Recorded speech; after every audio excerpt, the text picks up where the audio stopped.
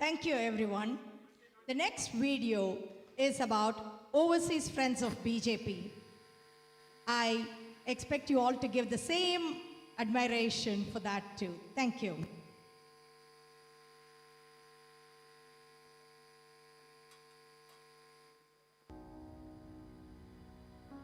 ये वंदन की धरती है, अभिनंदन की धरती है।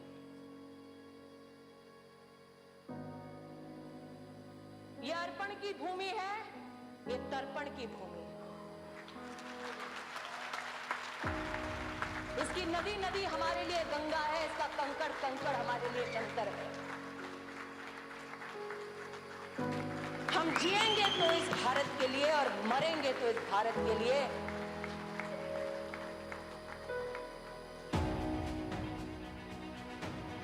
और मरने के बाद भी गंगा जल में बहती हुई हमारी अस्थियों को कोई कान लगाकर सुनेगा तो एक ही आवाज आएगी, भारत माता की जय।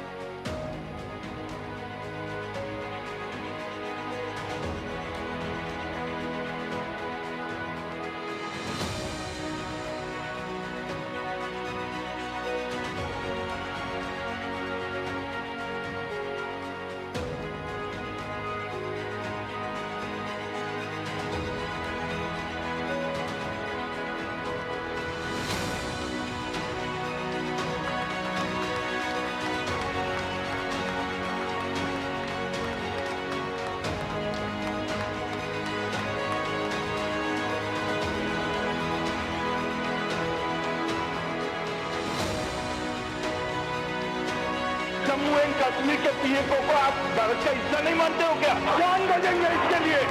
क्या बात कर रहे हो आप? जान दे देंगे इसके लिए। कश्मीर पर भारत का नहीं टिकेगा, एक नहीं दो नहीं।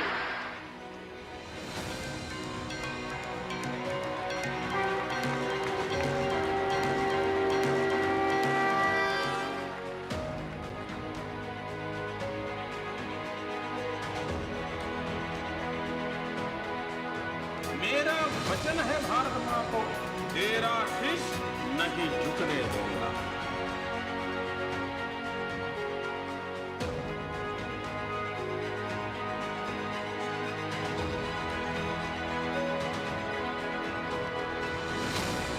टूटे हुए सपने की सुने कौन सिसकी, अंतर को चीर व्यथा पलकों पर ठिठकी। हार नहीं मानूंगा, रार नहीं ठानूंगा, काल के कपाल पर लिखता जाता हूँ गीत नया गाता हूँ। जाग रहा है देश मेरा, पर जाग रहा है देश मेरा। हर भारतवासी जीतेगा, हर भारतवासी जीतेगा।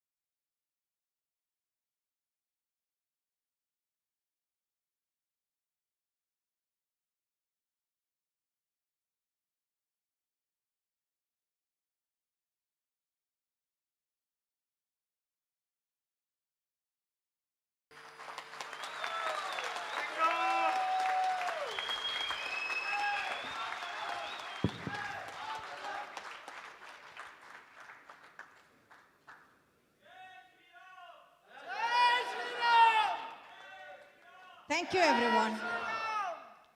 Thank you, everyone. Looking back at what we have achieved till today, it's astounding. Thank you. We have now arrived at the high point of this afternoon. Mr. K. Annamalai, our distinguished chief guest, needs no introduction, either in India or abroad. K. Annamalai is the state president of Bharatiya Janata Party, Tamil Nadu.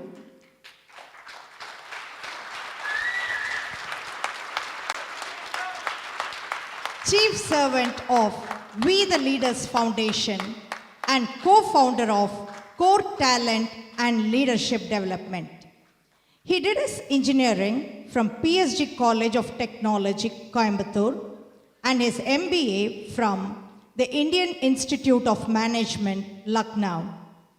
He gave his civil service examination and got selected as an officer in the Indian Police Service in the Karnataka cadre.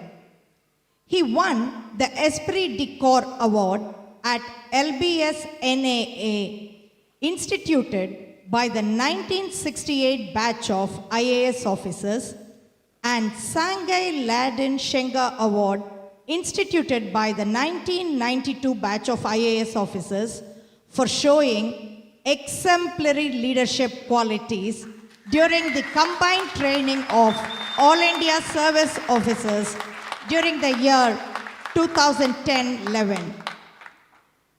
Shri Annamalai started his career as an IPS officer in the state of Karnataka and has served as the Superintendent of Police of Udupi and Chikamagaluru districts and the Deputy Commissioner of Police of Bangalore South. During his decade-long career in the police service, he earned the respect of the people with his humanistic action and his style of leadership focusing on empowering his subordinates. He has documented his experience as a police officer in his book, Stepping Beyond Khaki, Revelations of a Real-Life Singham, which is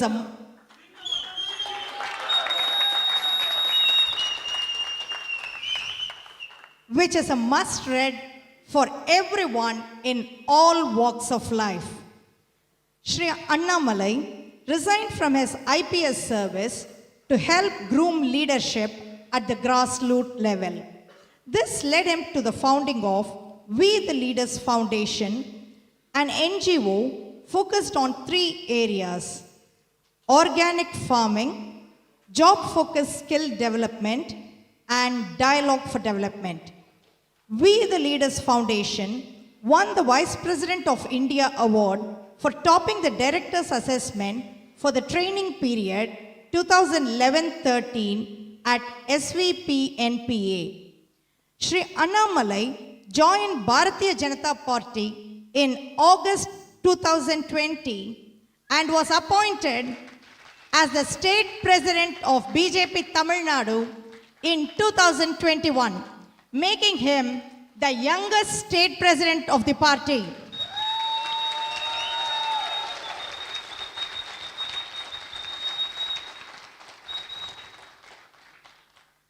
Shri Annamalai is the personification of Mahakavi Subramanya Bharati's description of young Indian who take Bharat and Bharatiyas to great height and glory.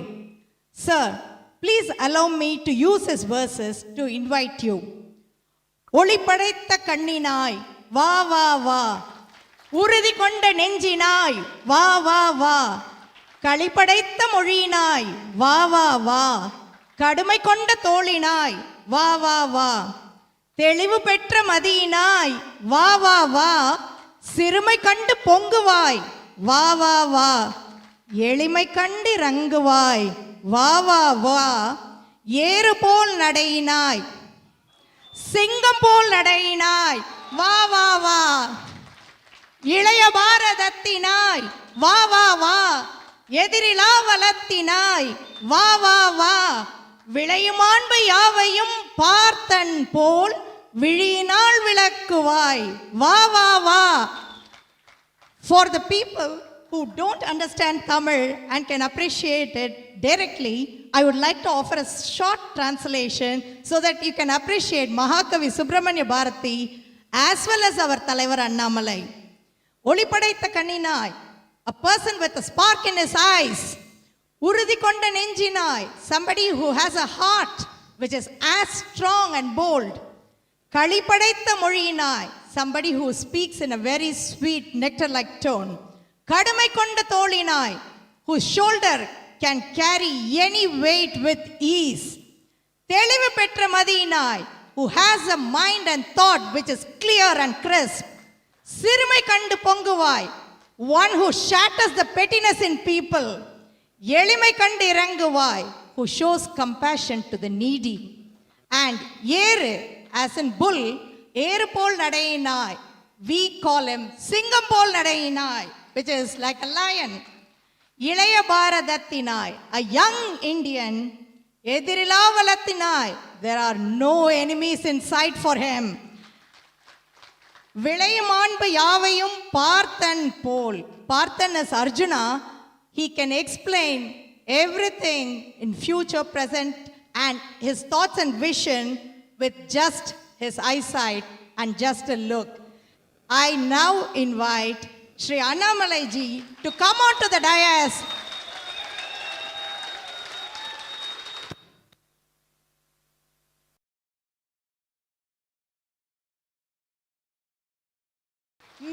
Vetrivel Vetrivel Vetrivel. Can I now request the core BJP Overseas Friends of BJP Tamil Nadu chapter, the core team, Mr. Satish, Mr. Nagaraj, Mr. Sudarshan, Mr. Saravanan, Mr. Vishwanath, Mr. Karthik, Mr. Guru, and myself to come on to the dais to felicitate our chief guest.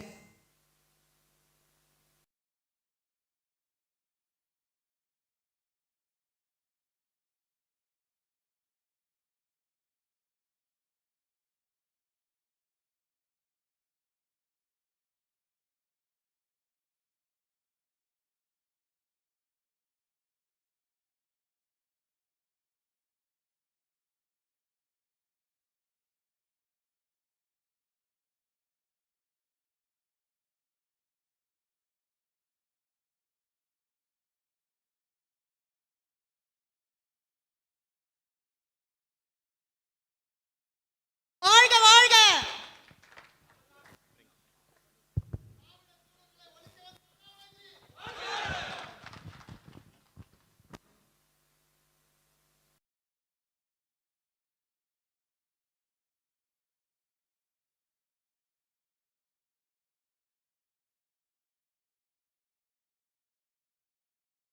அனைவருக்கும் என்னுடைய அன்பான மதிய வணக்கம். Respected ladies and gentlemen, you all have traveled far and wide to come to this place, to come to this very beautiful occasion. It is always a great pleasure for all of us to join together to talk about our Honorable Prime Minister Narendra Modi ji. There is no greater honor than talking about this great man for the last 9 years, the transformation he has brought to our country.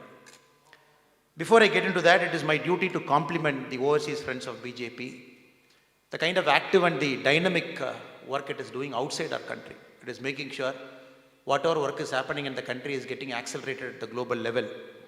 I take this opportunity to humbly thank Kuldeep Shekhawat ji, who is the President of Overseas Friends of BJP UK, and the General Secretary Suresh Mangal ji, and the Overseas Friends of UK BJP Tamil Nadu chapter, Dr. Varadarajan ji, and all the eminent citizens who have come here from different parts of our country and very patiently waiting for the last 2-3 hours. The reason I came here very quickly to take the mic is I don't want Akka to say any more words about me. The reason is I clearly know I don't truly deserve any of that. We are like small stars that is staying in our position, and the biggest sun is our Narendra Modi ji. And it is a privilege for all of us to serve, to strengthen, to honor the kind of work that he is doing for our country. Before getting into what Modi ji has done, many of you know, you are all reading newspapers, you all follow him in TV, and very of you very patiently watch his Twitter, his social media, and every single thing about Modi ji, even thousands of miles away, you follow. It is not necessary for me to come from India and the party Karyakarta to come and talk. But still, I thought I'm going to present you very diverse perspectives about what is truly happening in our country, what is happening at the ground level, and what is the kind of change that India is undergoing through, and possibly in the next 10 years where our country will be. 1750, many eras back, it is the time the Industrial Revolution truly kicked in. Before that, before 1750, when the Industrial Revolution arrived, the share of India in the global GDP was about 23%. India was a very dynamic country, and 23% share in the global GDP is just not a joke, especially even when there are very powerful countries in the world. But very unfortunately, after the Industrial Revolution kicked in, India remained a mute spectator for many years after that. The steam engine, after it was invented, for the steam engine to get into India, it took 81 years. Electricity, after it was invented, for electricity to come into India, it took 78 years. Passenger cars, after it started plying the roads of America and UK, it took 72 years to enter into India. The reason I'm trying to say this in front of you is because after 1750, when many countries in the world started fully utilizing the era of Industrial Revolution, started climbing up the ladders, brought in unimaginable prosperity to their citizens, started growing very rapidly in the world, countries like UK, countries like US, most of the European countries. And India very sadly remained a mute spectator. Even before the Industrial Revolution, as we spoke, 23% of the world's GDP was with India. Countries like UK, that point of time, especially East India Company, they chose to use countries like India more as a source of raw material supplier to the major industries that were settled in this part of the UK. After 2014, till now, 2023, we can very clearly say the 9 years of our country, it is not very ordinary 9 years. It is an epoch. It is an era. And this will come once in 200, 250 years. What Industrial Revolution was in 1750, after that we can't say any great thing about technological revolution that happened. Minor revolutions happened. After 1750, if you are talking of an era, truly magically, an era is shifting. It is going to be that 9 years which has shifted India to a very different path. With the numbers we will argue in the next 1 hour why I am trying to make that particular point. 2020, 21, 22, these are the times of COVID. We have seen even before, when the diseases were part of this world, the kind of vaccines India will get. Encephalitis, when it happened, India got the vaccine many decades back. Polio, 1955, the vaccines were founded for polio in 1955. The first polio vaccine in India entered 23 years later in 1978. So these are the kind of changes that was happening before 2014. 2020, February, March, COVID. None of us were sure what to do because it is the single biggest threat to humanity possibly in the last 100 years, especially after Spanish flu. Eminent doctors like Arya ji are sitting in the front row. Normally when this kind of big diseases come, massive epidemic diseases come, we look up to the West, we look up to Americans, we look up to British, we look up to the Europeans. And immediately the government of India and other governments would try and do deals with them, try and negotiate with them, arguing, please send me vaccines as fast as possible. Please don't put any export control orders on this company so that I get the vaccines first. Now, the COVID era is truly the time when we as Indians, most of the global people, have truly understood the potential of our country. We never went to any country. We never asked for any vaccine. As on today, 220 crore dose of made in India vaccines, manufactured by our own country's ability, invented by our scientists, right up to the last mile door delivery by our primary health centers. And more than that, the kind of digitization we brought into the whole process, tracking, right from the certificates to your cell phone, right from the reminder, in a country like India with 142 crore people, this is not an ordinary measure. As a last count, 220 crore vaccines, completely by our own invention. The Indian Air Force plane lifting the vaccines either in Pune or in Hyderabad, flying to all across the country, landing at that airport, shifting it to the state government, vaccines traveling through the railway network, maintained 4 degree, 5 degree, 6 degree Celsius, all the way to the primary health center and delivered right at the doorstep. This is one example where we can very proudly say to the whole world how India has managed COVID. In fact, the World Health Organization has gone to the extent of calling India's management of COVID as the very best management of COVID that has happened across the world. And it is a case study the Harvard Business School has taken to study the India's model of delivering vaccines. But we are not very proud about that. We all know India's ability. That's how we were. We don't want anybody to come and teach us what is our ability. We always had ability. We always had technology. We always had the human potential. We shown to the world in a time of crisis what we are capable. But what brings us pride as Indians is when the whole world, the so-called superpowers were hoarding vaccines, trying to keep vaccines, extra stock, asking the multinational companies not to give vaccines outside, we delivered vaccines at the peak of COVID to 98 countries, 235 million doses. The gentleman who were talking in the stage, he mentioned about the word called Vasudeva Kudumbakam. Now the Prime Minister, Honorable Narendra Modi ji, uses the word called the world is one. In the United Nations headquarters he spoke, and not only that, in multiple occasions he has spoken. In a crisis, in a peak of world crisis, we have shown the world what Bharat is all about.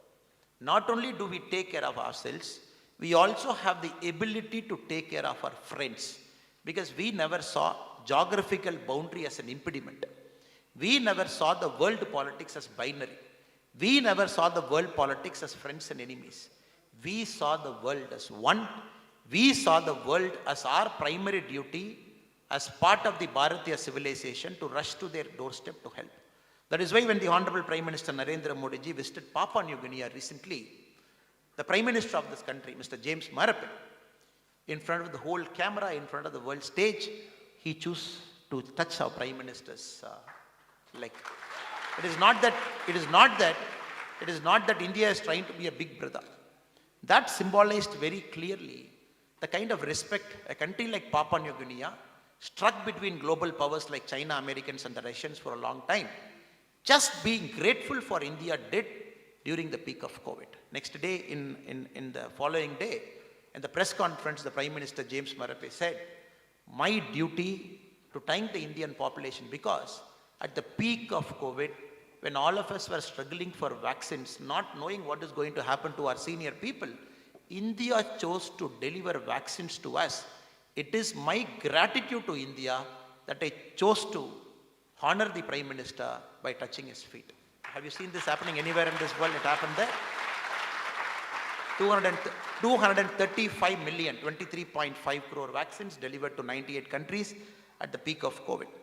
That is why when Aryaji was mentioning in the United Nations, when Prime Minister chose to go to UN 4 days back, he wanted to perform yoga there, International Day of Yoga on June 21. The Guinness Book of World Record chose to give a certificate on the Indian embassy there. They said, this is the first time in the whole planet, largest number of countries have participated in a single occasion, more than 100 countries doing yoga with Prime Minister.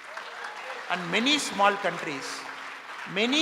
countries who have chosen to come to the global stage and stand along with India, right in UN, right in different world forums, is simply because of our vaccine Maitri that we have undertaken, just caring about the whole world as Vasudeva Kudumbakam. Many people, many friends in India, especially our opposition friends, keep asking, the Prime Minister is going to different parts of the world, the Prime Minister has visited many countries, the Prime Minister has engaged the Indian diaspora. What is the net effect of India the Prime Minister is going to bring? If you look at the statistics one after the other, we can very clearly see how the global diaspora, people like you, friends like you, brothers and sisters like you, senior citizens like you, as proud Bharatiyas, where your heart still beats for India, even living abroad many miles away, because of you, the kind of brand India is able to build in the global stage is phenomenal. It's a brand we have built, it's a true brand we have built. That is why when the Prime Minister has chosen to go to the American trip this time, unprecedented welcome he got. Complete a state visit, they have taken the visit to a different platform, possibly like they said, the first Prime Minister and the fourth global leader after World War II to address the Congress twice. Like they said, 14 times standing ovation, more than 75 times clapping, people waiting in the queue to take a picture, and more importantly from Elon Musk to Rad Dalio to all the great people, the writers, the literary giants, the industry CEOs, every single person waiting to meet our Honorable PM and believing in the global opportunity that India is going to show.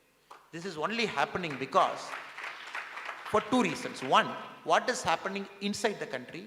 Two, what is happening outside the country. There are two things that is happening. Right inside the country, something is happening. Right outside the country, something is happening. That is why all these global giants, they are choosing to line up to come to India, be a part of the India's growth story that is just taking off, that is going to be a miraculous transformation in the next 25 years till 2047.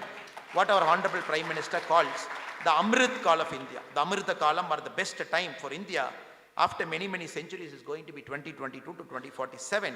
So everybody is waiting to see what is going to happen. Like we said, we missed the Industrial Revolution bus. Countries have become bigger, and India just chose to wait.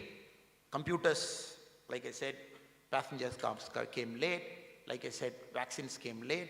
Like I said, even a very simple thing as a computer, it entered India 22 years after the first computer was powered in US. Cell phones came 5 to 7 years later. Now, this is the era of digitization. Like how Industrial Revolution happened, many countries chose to be the forefront of Industrial Revolution. The whole world knows this era of digitization, India is a world leader. That is why Mr. Sundar Pichai from Google, he mentioned the kind of digitization that is happening in India, that is being taken to the world by the Honorable Prime Minister Narendra Modi ji, it is far ahead of its time. It is much ahead of thinking.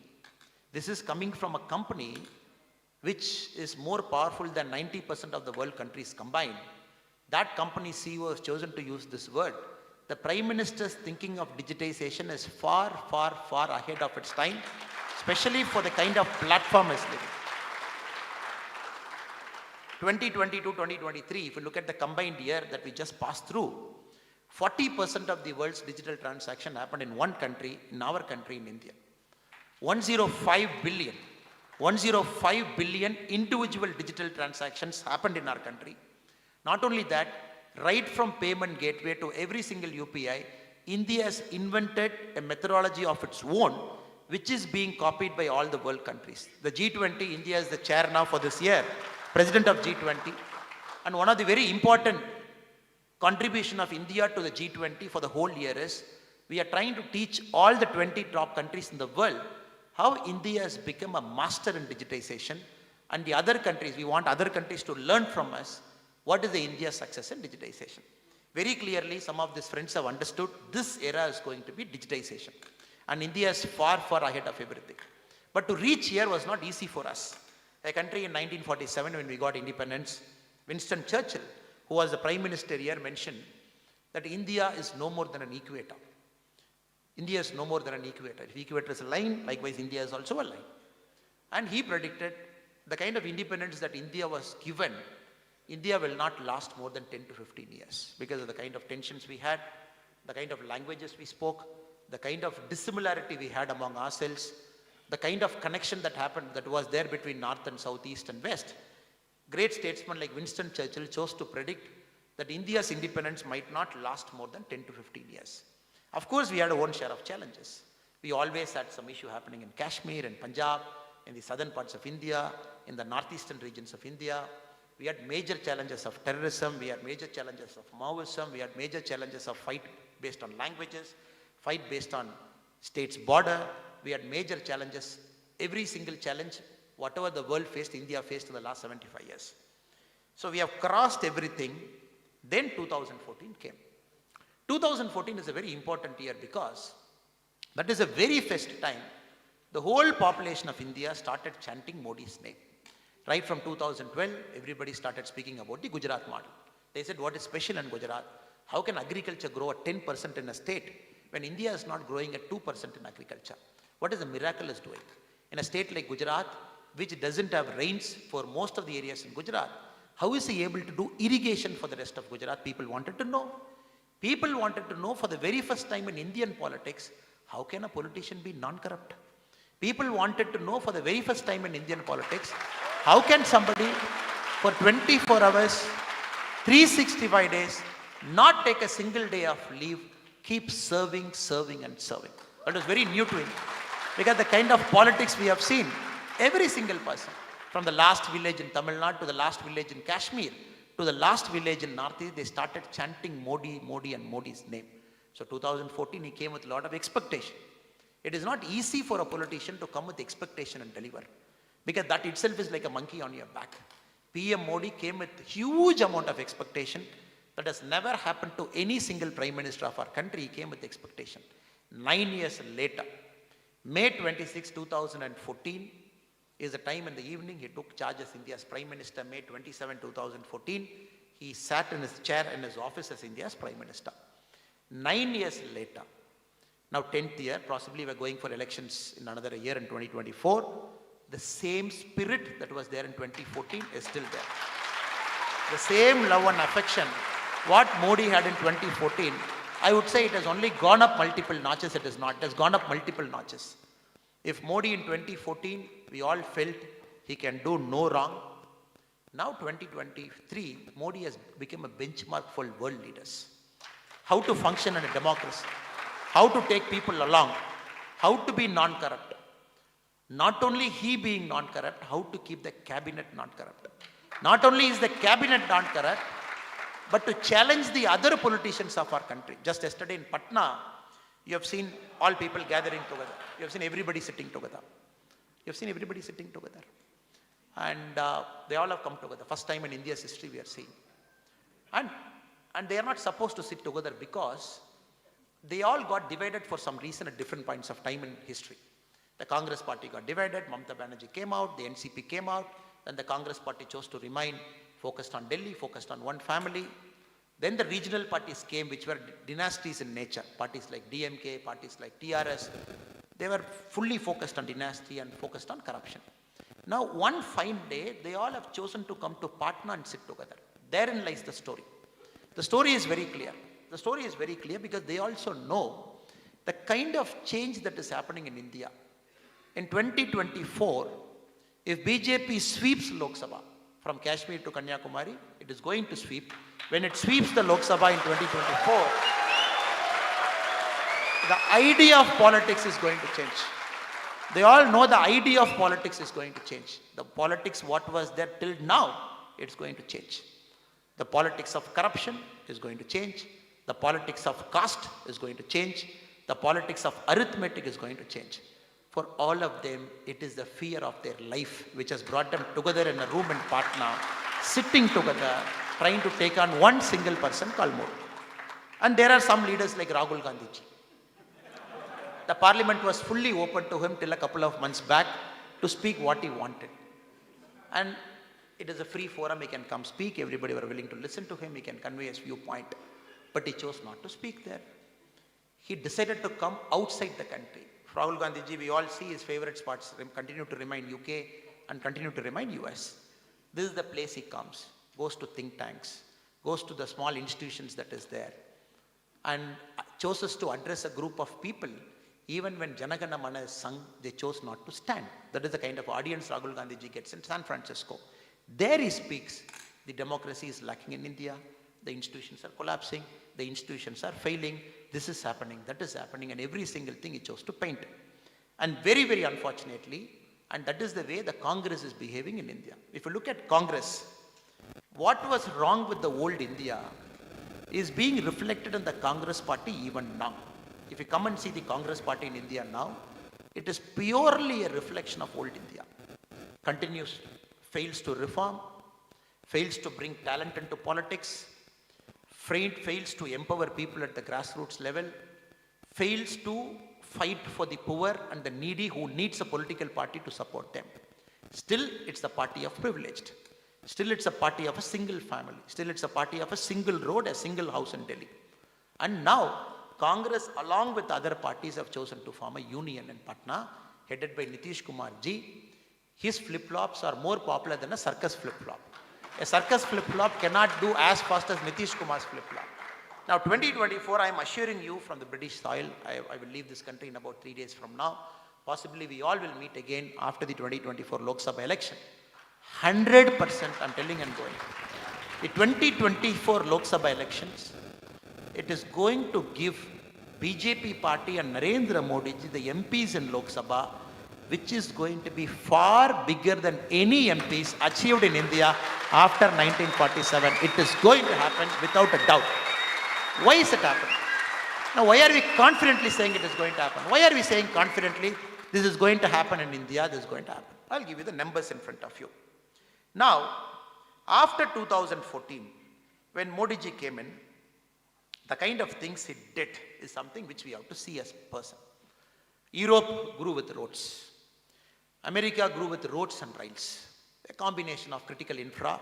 It powered the country, which caught the industrial revolution wave. It started inventing technology, lifted millions out of poverty, became global leaders. And they captured big institutions like, after the World War I, the League of Nations, after the World War II, the United Nations. They were able to be there at the right time, right place, capture the big institutions, thereby dictating global politics. But a country like India, after 1947, when a huge disservice was done to us by the political parties that governed us roughly till about BJP became very popular, started bringing this nationalistic spirit inside. India was a big loser, as many of our fine brains left our country. They chose to go to different parts of the world. They were some of our best and brightest. Somehow they felt their talents were underutilized in our country. They wanted to fly, but somehow we made them like a caged carrot. We had a cage, like a parrot, we locked them inside from 1947 to 2014, never given the opportunity to dream at a scale. Now, suddenly we see an explosion in our country. For a country from 2004 to 14, the national highway per day average, like we said, roads drove the Europe's growth. The roads and railways drove America's growth. For a country like India, 2004 to 14, one of the very important times in the world movement, because the whole world was growing at 3%, 4% in that time. The world is growing at 2% now. It was growing much faster in 2004 to 14. When it was growing at that speed, India's per day national highway, what we are laying, was 7 kilometers was the per day. For example, in 2004, the total length of the national highway in India was 65,569 kilometers. In 2014, we improved it to 91,287 kilometers. If you subtract it, if you divide by 365 per day, if you divide by 10 years, per day, our road average was about 7 kilometers national highway we were laying across the country combined. Now in the last 9 years after Modi ji has come to power, per day, the national highway we are laying is 37 kilometers. 37 kilometers of national highway is the single average every day our country we are laying 37 kilometers of national highway. Coming to the railways. If you look at the railways, when Modi ji came in 2014, the total railways that was electrified, because you can't keep powering railways with diesel engine and coal, the total railway that was electrified was 4,700 rail road kilometer, which is 6.3% of the total railway line in the country was electrified in 2014. Now 2023, the broad gauge route where the major trains fly, the broad gauge route alone, we have electrified 91% of India's broad gauge connection. We have electrified, which was a mere 6% in 2014. From 4,700 rail road kilometer, now the total electrification, we have increased it to 28,800 rail road kilometers. 7 times more railway lines we have electrified. If you look at other simple metrics like broadband is internet powers the world. None of you here sit without internet because your life depends on internet, on the transfer of data. 2014, when UPA ended its power, when Narendra Modi ji took over, India had total broadband subscriber 5 crore and 89 lakh. 5 crore and 89 lakh, 5 crore people had broadband connections at home.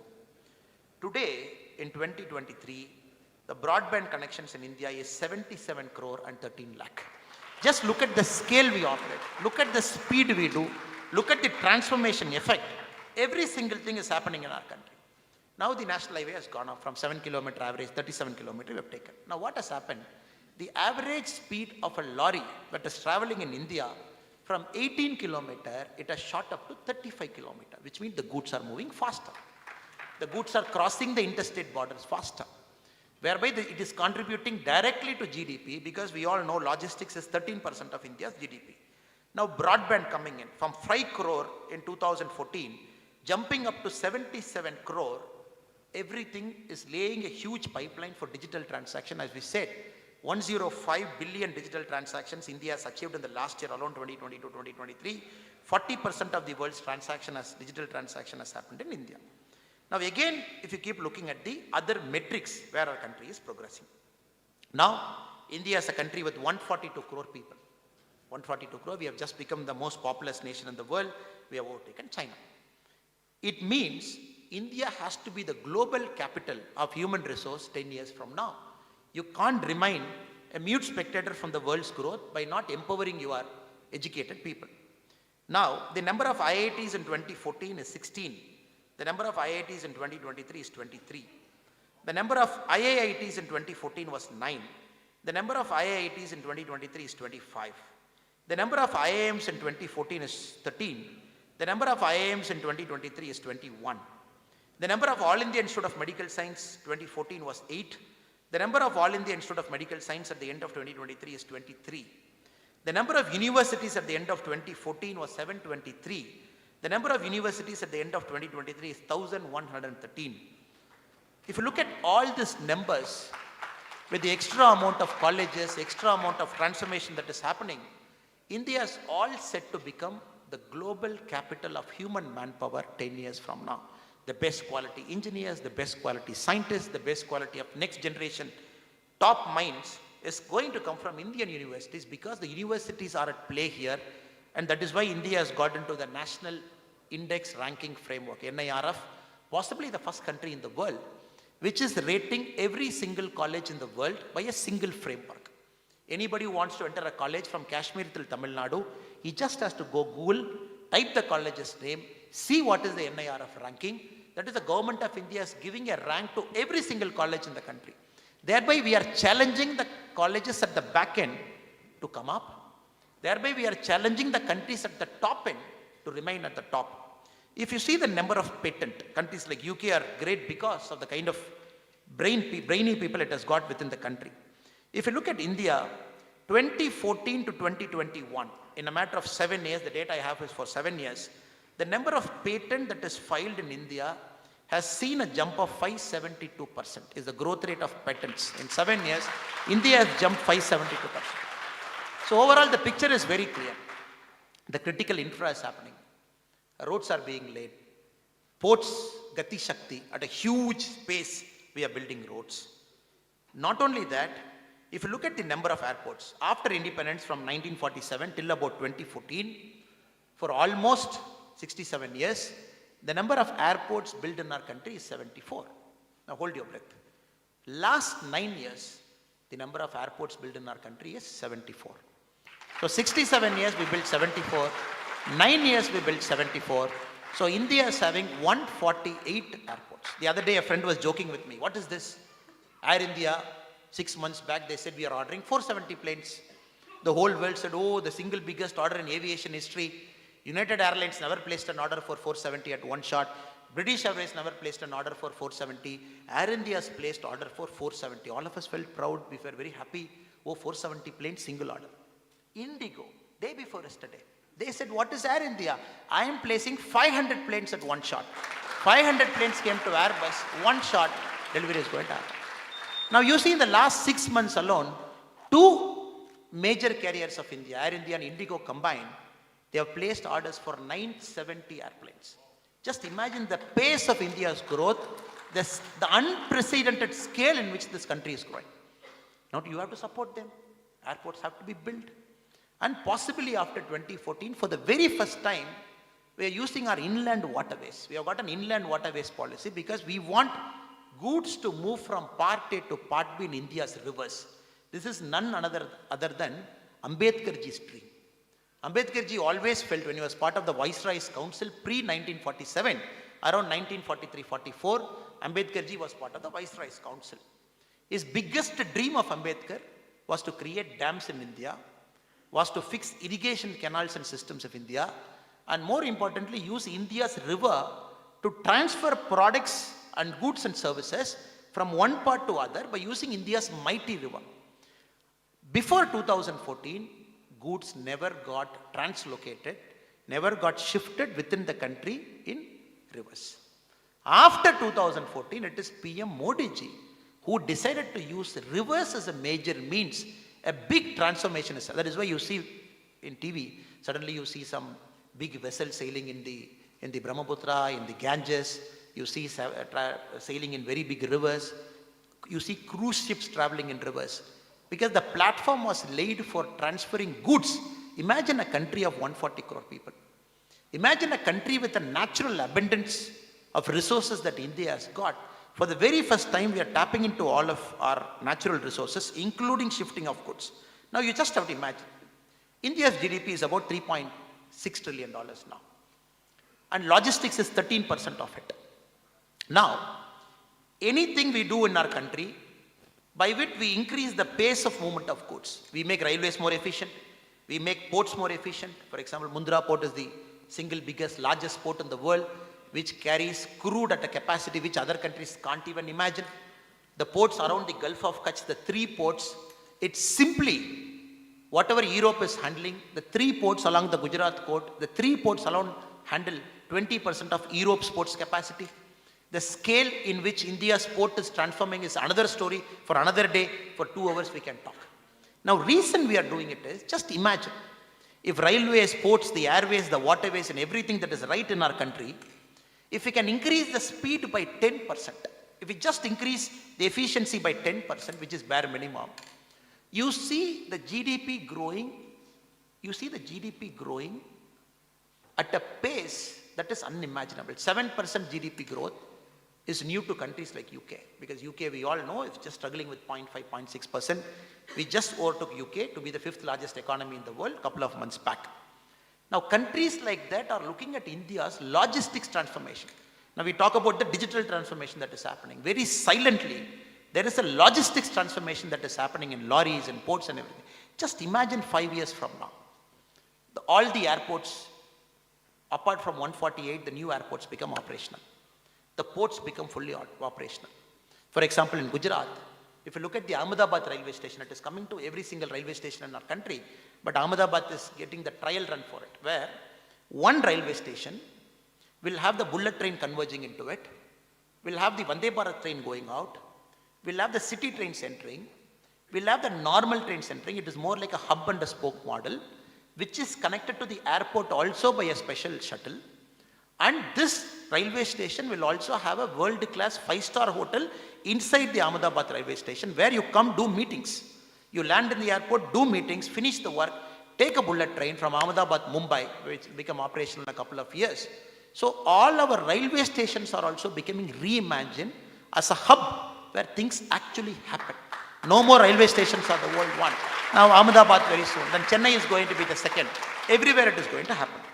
The reason I'm taking a lot of effort to communicate this to you, because the papers are not reporting, or they don't have that vision to see what Modi ji is doing for us, or probably some of our opposition friends still chose to see India as a country of snake charmers, still chose to see India as a country that is not confident of itself, that still chooses to see. The other day I was seeing a newspaper article. They said, what Prime Minister Modi ji, when our Jawaharlal Nehru ji went to UK or US also, he got a grand reception.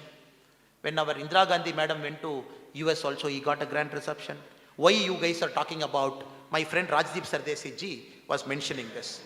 For certain bucks, he mentioned this, for certain bucks of Modi who think India's history is starting from 2014, Rajdeep used this word. He said, look, when Jawaharlal Nehru went also, the president took him in a car, they all drove.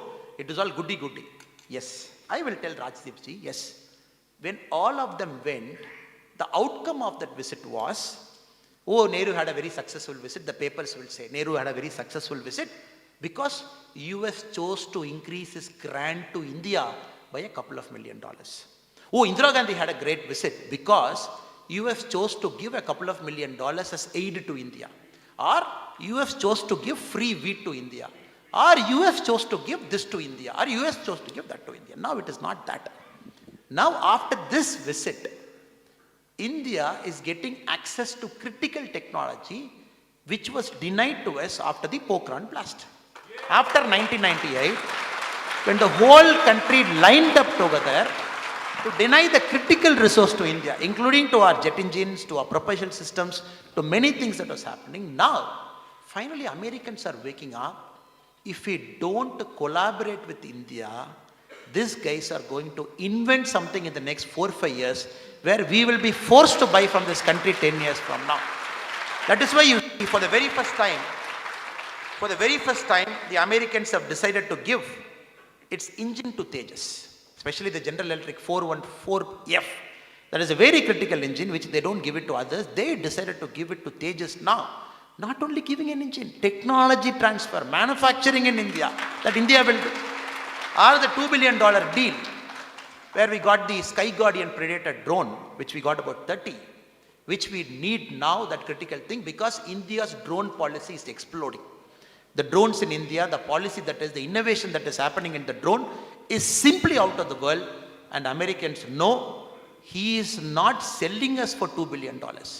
Using this, Americans are trying to collaborate with us in the future drone in the next 5-7 years, because India is all poised. The 30 Sky Guardian drones is very, very, very important. $2 billion we get. 14 drones go to Indian Navy. 8 drones go to Indian Air Force. 8 drones go to the Indian Army. Because we need this drone to patrol the high altitude, especially along the Chinese side, the Pakistani side. We need these drones now. Probably our technology will come 4 or 5 years later. America never gave this drone technology even to their closest allies like UK. It chose to give to India now. And not only that, sir, not only that. These are all one important critical hardware, critical infrastructure, critical technology which US chose to give to India. That is one part. The other part of the story is, now the whole world, after the China debacle, the China COVID restrictive norms, the way the democracy is not there in China, everybody knows India is not only going to be the counterweight to China. We are not going to be the counterweight to China like how the Western powers want India to be. Like how Arya sir was speaking here about what the fundamental foreign policy, the independent foreign policy we are maintaining. Because they know very clearly, even you call Modi ji to White House, you say great things about Modi ji, our stand on Ukraine will not change. Because we are very clear, the stand we have taken on Ukraine is for the benefit of our country. Because we chose to have an independent foreign policy by looking at each global issue on a case-by-case basis, evaluating, seeing what is good for our country, doing it. So what is great about India's stand between Ukraine and Russia?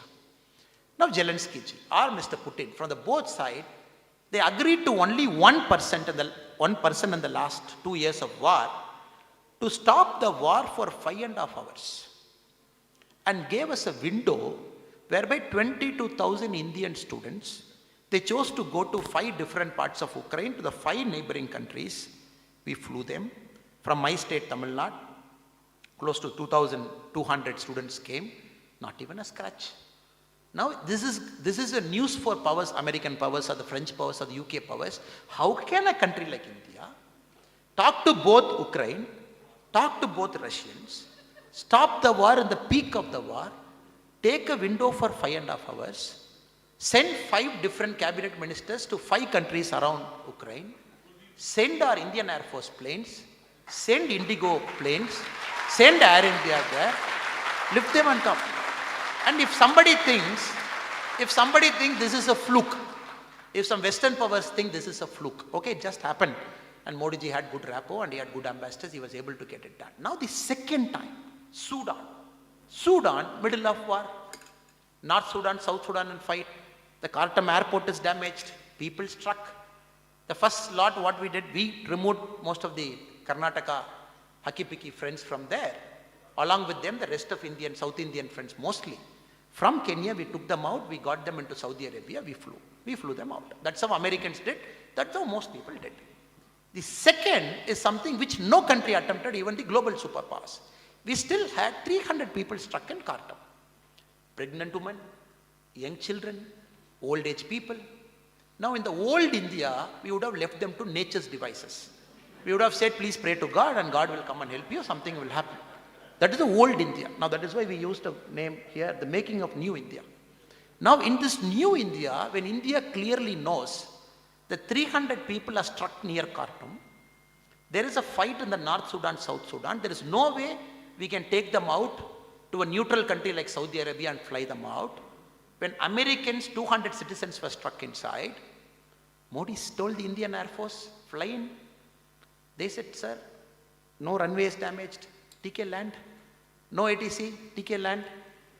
Use night vision goggles, go there. With a team of commandos we flew in.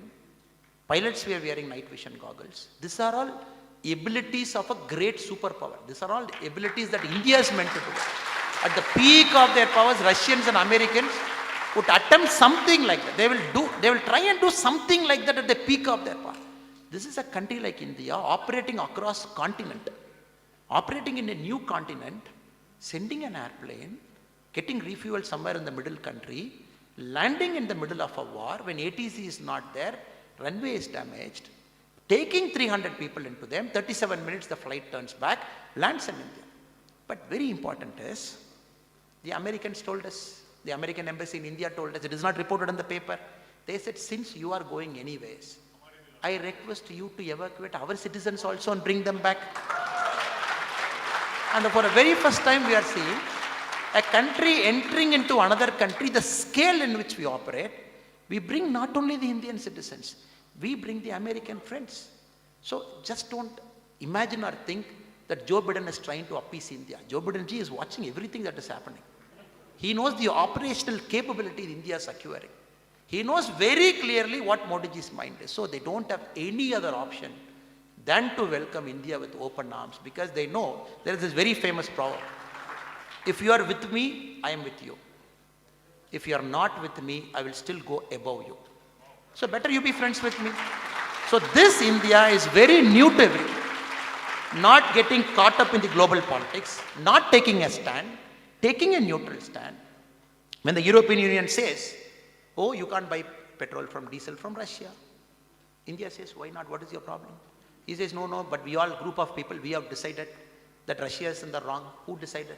New York Times and Newsweek decided that Russia is in the wrong. Some editors chose to sit in their laptop and type, Russia is in the wrong, human rights violation. They said, don't buy. India said, we will buy. What is your problem? We will buy because our country is growing. We need petrol and diesel. We can't afford to buy at $110 per barrel. We will buy because Russia is not only giving us cheap, it's a dependable ally for us. Then the European Union said, okay, anyway, India is going to buy. Let me come with the second plan. They said, you buy, but don't buy it for more than $60 per barrel. Because if you buy for more money, Russia will come. So, you see the world, the way the global politics is changing. Now, without India, no global issue will get solved. India has to be a part of the solution for any global issue to get solved. That is why, in this year of G20 presidency, I'm not sure how many of you have come to India in the last 1 year and you've seen things that is happening in our country on the G20 front. Normally when G20 meetings happen, it will happen in the capital city. Like China. When China had the G20 presidents in the peak of COVID, what they did is, they evacuated one complete city. They moved 5 million people out of the city. They conducted a G20 meeting, one global meeting, finished, bye-bye. PM said, no, the G20 meeting will not happen in Delhi. The final meeting will happen in Delhi, that is a summit meeting. But the G20 meeting will happen across the country. Very first time, a Prime Minister said, the G20 meeting will happen in Mahabalipuram, will happen in Mysore, will happen in Jodhpur, will happen in Coimbatore, will happen in all parts of India, because the G20 friends have to come and see India for themselves to understand what a beautiful civilizational history we have. And not only that, we have gone one step further. If you look at all the G20 meetings, we serve them millets. We don't serve them, we serve millets. Because this year is the International Year of Millets, because India has proposed, because we are going one step further. We are saying, take millets from our land, make it a part of your eating culture. you will come out of many diseases that is part of it. So now it will be all G20 serving millets. The gifts that we give in G20 is manufactured locally in that town, not from even other parts of India. If it is happening in Bihar, the gift will be a handicraft gift from Bihar. If it is happening in Chennai, it will be a handicraft gift from Chennai. Every single thing we are doing in G20 is Atmanirbhar Bharat. We are doing it in Vocal for Global. Every simple thing is located down. So for the G20, for the very first time, they are seeing the pace of India. That is why the ambassadors who keep coming in G20, the American ambassador was in Chennai a few days back, before the visit. And you know the Chennai press, you know the Tamil media generally. They will take a mic and they want anybody who is entering Tamil Nadu to say one bad thing about Modi, so that they will broadcast it for 24 hours. They tried their luck with the American ambassador. They went and asked American ambassador, what do you think about Modi? He said, it's not only Indian leader, it's global leader. This guy is, what is this? He has come to Chennai and I wanted him to say one bad thing about something. This guy, what about human rights violation in India? He said, what human rights violation? I am living in Delhi. I am saying everything is perfect here. What is your problem? Now, what is happening for the very first time, all these global powers are moving within the country. They are not becoming Delhi-centric. They are moving to southern India. They are moving to northern India. They are moving to northeast. They are moving to western India. They are seeing what is happening in the country. The feedback flows back to their country. Then their presidents know, oh, this is going to be India's era. The pace in which the infra is getting built, the accelerated progress India is making, millions of people getting lifted out of poverty by the sheer force of Mr. Narendra Modi, by his schemes that he has designed, that is making all the global superpowers to sit down and take notice of our country. Now if I go one step further, sir, again, now, but we want to do it with our culture intact. We don't want to do it like the Chinese way, we don't want to do it with the Japanese way, or we don't want to do the American way. And Modi ji has decided we will do the Indian way. We will do it our way. So right now we are about $3.6 trillion. Now the fourth and third, we have two countries above us. We have Japan and we have Germany right above us, before China. They are within the catchable area. One country is about 4.3 trillion, another country is about 4.9 trillion. So possibly before 2031, we will catch hold of the two countries also. And Americans will be there, Chinese will be there, Indians will be there by 2031. And PM says by 2047, we should overtake them also. But we don't want to earn a label called the world's greatest country in terms of measurement of wealth alone. PM is very clear in many of his speeches. He says, we will do it the Bharatiya way. We will do it the Indian way with our culture intact. Now, one of the greatest indicator of our culture is how we respect our culture, temples, museums, how we preserve our old artifacts, the kind of respect we give. We all know India as a country, the largest number of artifacts looted out of a country in the last 100 years, India is the #1 country where looting has happened on a scale, unimaginable scale.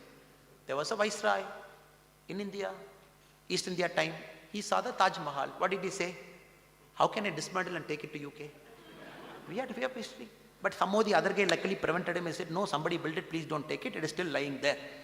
But if you see very closely, from 1976 till 2014, the number of lost artifacts that was brought back to our country over the last 37 years till 2013 is 13, which means only 13 artifacts we brought back into our country after emergency till 2013.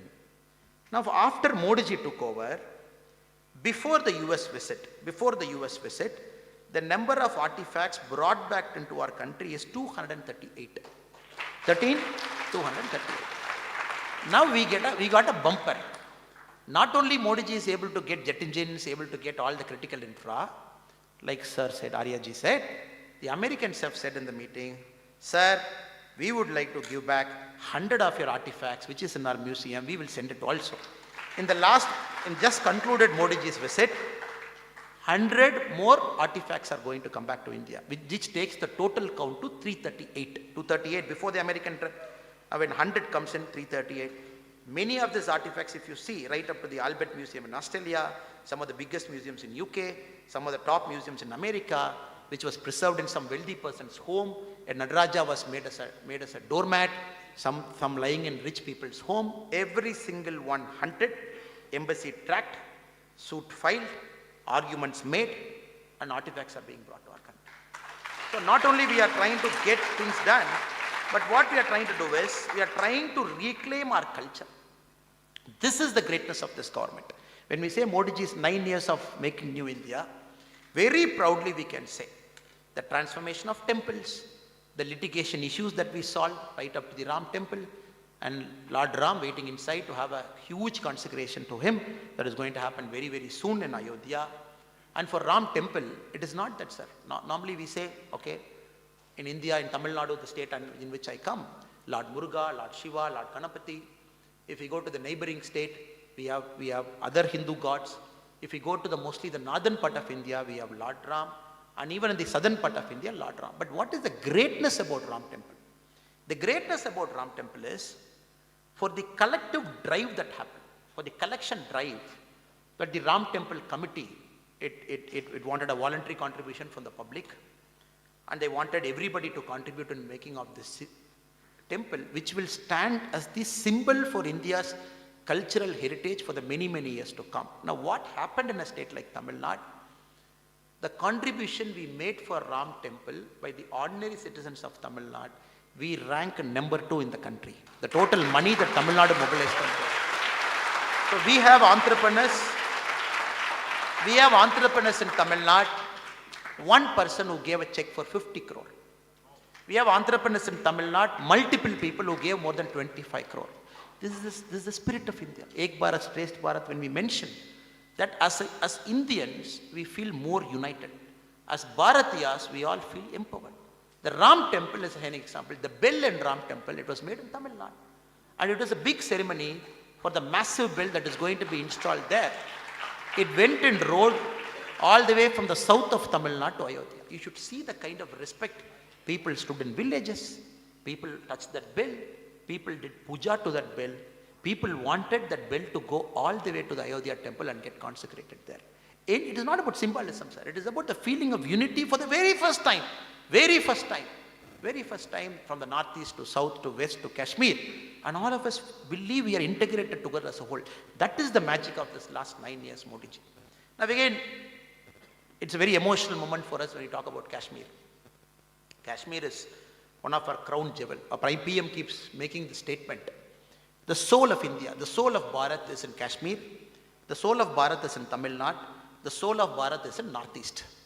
When all the 3 components of Bharat, when it fires to its fullest, that is when the realization of Bharat is at its maximum.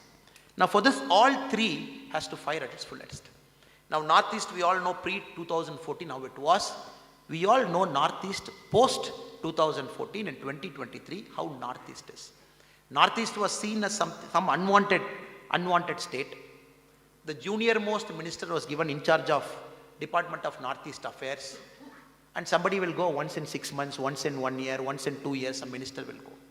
Modi ji said, every single cabinet minister in his government has to visit Northeast once in 2 months. Every single cabinet minister has to visit Kashmir once in 2 months. 3 months back, he said all his cabinet minister will visit Tamil Nadu in the next 30 days. We had 66 cabinet ministers, all visiting Tamil Nadu in about 30 days time span. So every day you saw 2 cabinet ministers, somebody in Chennai, somebody in Nagarkoil, somebody in Thoothukudi, somebody in Tirunelveli. No, why is he doing it, sir? He is trying to do it because Modi ji completely understands the potential of the 3 states by which the awakening of Bharat will happen. Now, Kashmir. Kashmir now, very confidently we can say, it has reclaimed its identity. In 2022, January 1 to December 31, for the full year, 1.8 crore non-Kashmiris visited Kashmir for the first time. That is the highest after 1947. Now, 1 crore 80 lakh Indians not belonging to Kashmir, they went to Kashmir as tourists for the first time, 2022. Now, this is the first thing that is expected after the abrogation of Article 370. Now, the property that is being purchased in Kashmir is on the rise. Number of property purchased 1 year after Article 370 abolition is 1. Second year, 16. I don't have the data for the third. It is all picking up. People want to go inside and settle. And more importantly, the kind of integration that has happened with respect to Kashmiri laws. For the very first time, the Ranbir Penal Code is out. The Indian Penal Code is in.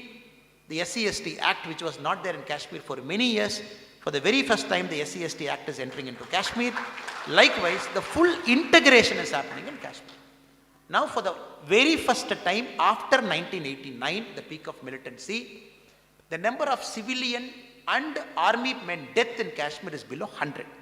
For information, 89, 1991, it has touched a couple of thousands.